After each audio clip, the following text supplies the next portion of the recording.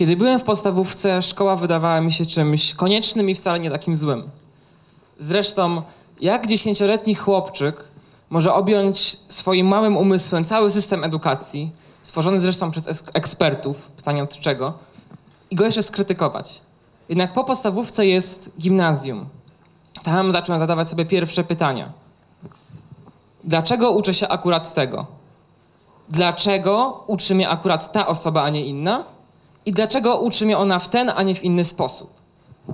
Jednak tłumiłem w sobie ten kiełkujący sprzeciw wobec systemu.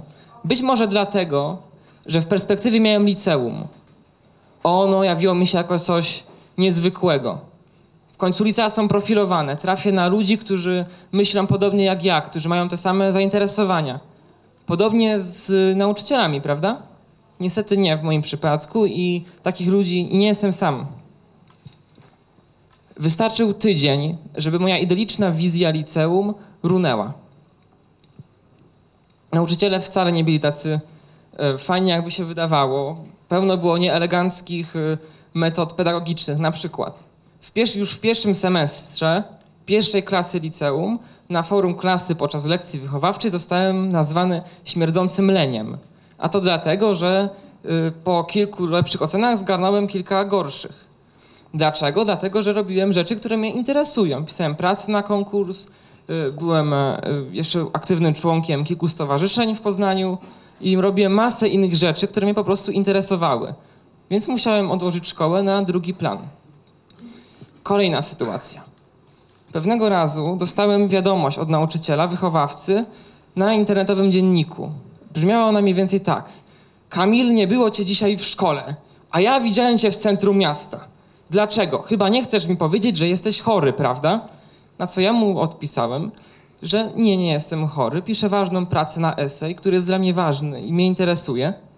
Dlatego całe popołudnie przesiedziałem w publicznej bibliotece. Na drugi dzień nauczyciel pogroził mi tylko palcem i powiedział: nie zapominaj, kto tu jest nauczycielem. Otóż to. W tym systemie, jaki teraz mamy, to nie uczeń jest celem, to nie uczeń uczy się dla samego siebie, żeby zdobyć mądrość, co najwyżej zdobywa wiedzę, tylko uczymy się dla nauczyciela. Przynajmniej będąc w szkole, miałem takie przeświadczenie i wydaje mi się, że nie jestem w tym odosobniony. I tak z dnia na dzień szkoła jawiła mi się jako coś coraz bardziej absurdalnego i groteskowego. Jednak ta groteska była straszna.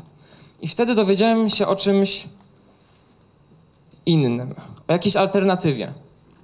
Prawnicy nazywają to wypełnianiem obowiązku szkolnego poza szkołą. W skrócie polega to na tym, że zapisujemy się do szkoły, która jest przyjazna takim rozwiązaniom. W Warszawie jest to szkoła Salomon. I po zapisaniu do takiej szkoły nie trzeba być żadnym jakimś specjalnym uczniem, nie trzeba mieć jakichś... Wystarczy po prostu przyjść tam, zapisać się, wypisać się z poprzedniej szkoły i jesteśmy wolni. Jedyne, co musimy robić, to podstawę programową.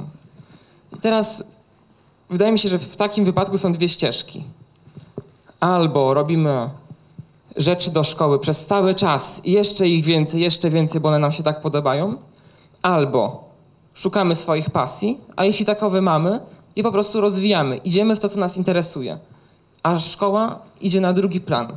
Wydaje mi się, że dobrze. Na koniec mam do was wszystkich tutaj mały apel. Nie bądźcie jak to małe 10-letnie dziecko i nie uważajcie, że szkoła wcale nie jest taka zła, ani że jest konieczna. Dziękuję.